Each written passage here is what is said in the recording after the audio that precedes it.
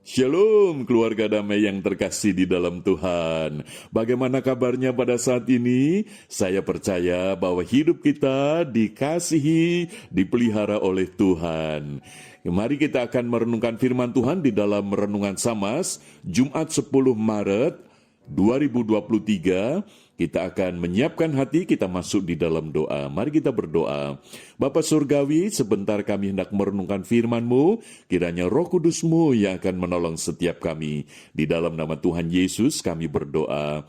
Amin. Keluarga damai, tema yang kita renungkan, satu di dalam Tuhan. Firman Tuhan terambil di dalam Efesus pasal 2 ayat 11 sampai 22. Namun sebagai ayat perenungan kita terambil di dalam ayat 19. Demikian.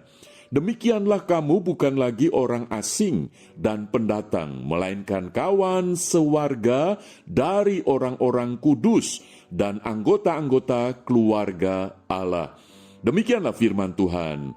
Keluarga damai, di era tahun 80-an, itu ada lagu rohani yang cukup familiar di gereja-gereja yang mengatakan demikian. Ku tak pandang dari gereja mana, asal kau berdiri atas firman-Nya. Keluarga damai, lagu ini ingin mengingatkan kepada kita sekalian bahwa hidup kita ini memang dari latar belakang yang berbeda satu dengan yang lain. Tetapi di dalam Kristus, berdasar firman Tuhan, kita ini adalah satu. Maka itu tema yang kita renungkan, satu di dalam Tuhan.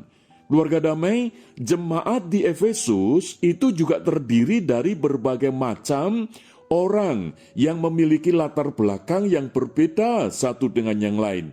Dari suku bangsa, dari bahasa, dari kebiasaan, adat istiadat, dan seterusnya. Nah, yang berbeda-beda inilah yang menimbulkan resistensi masalah. Oh, ini sangat bisa melukai dan membuat perpecahan di dalam kehidupan jemaat. Maka itu ketika Rasul Paulus menyadari kondisi yang semacam ini, hikmat Tuhan, kuasa Tuhan, Roh Kudus mendorong Rasul Paulus untuk menasehatkan kepada jemaat di Efesus, supaya mereka walaupun berbeda-beda, tetapi jangan saling membeda-bedakan. Mereka harus sadar, karena sikap membeda-bedakan itu merupakan potensi untuk saling melukai. Padahal di dalam Kristus tidak demikian. Maka itu Rasul Paulus menegaskan, demikianlah kamu bukan lagi orang asing dan pendatang. Kalau kita menganggap etnis kita yang lebih baik, sehingga kita ini tidak bisa menyatu dengan etnis yang lain, dengan perbedaan-perbedaan yang lain, maka kita ini justru terus merasa asing, bahwa kita ini statusnya jadi pendatang terus, tidak bisa menyatu. Nah, untuk itulah Rasul Paulus menegaskan, siapapun kita, bagaimanapun latar belakang kita, kita ini ketika menjadi orang yang percaya kepada Kristus, kita ini adalah orang-orang yang diberi anugerah pengudusan oleh Tuhan. Dan kalau kita sudah menjadi kudus, maka kita ini disebut orang-orang kudus, yang berarti kita memiliki kekudusan yang sama.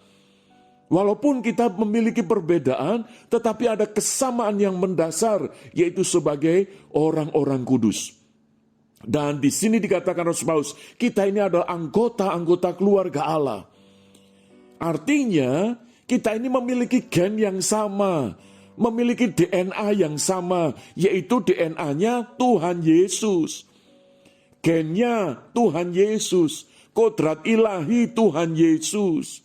Nah, dari gen yang sama inilah akan terbangun satu kesatuan di dalam Tuhan yang kuat, di mana kita walaupun berbeda, tetapi memiliki kesatuan yang kuat di dalam Tuhan. Disitulah kita menjadi alat kemuliaan Tuhan. Gereja menjadi berkat.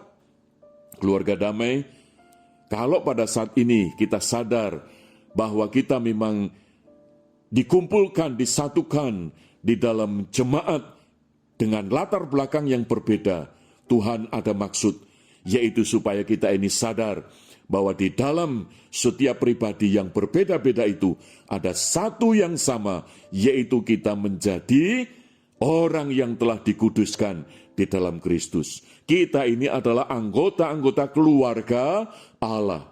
Sehingga jangan sampai di dalam kehidupan kita sebagai tubuh Kristus, sebagai jemaat Tuhan, sebagai gereja Tuhan, untuk bersikap membeda-bedakan, merendahkan satu dengan yang lain, menganggap diri lebih hebat daripada yang lain, maka biarlah itu semua kita tinggalkan. Justru kita akan bisa menerima satu dengan yang lain, kita bergandeng tangan untuk maju di dalam Tuhan, untuk kemuliaan nama Tuhan. Kiranya firman Tuhan ini boleh menolong kita, untuk kita sadar bahwa hidup kita sekarang ini satu di dalam Tuhan. Mari kita berdoa. Bapa Surgawi, terima kasih untuk firman-Mu. Kiranya Roh Kudus menolong kami, supaya kami dapat menjalankan firman-Mu ini dalam hidup kami sebagai satu tubuh Kristus, yaitu gereja Tuhan. Di dalam nama Tuhan Yesus kami berdoa. Amin. Keluarga damai, biarlah kita menjadi satu di dalam Tuhan. Tuhan Yesus memberkati. Amin.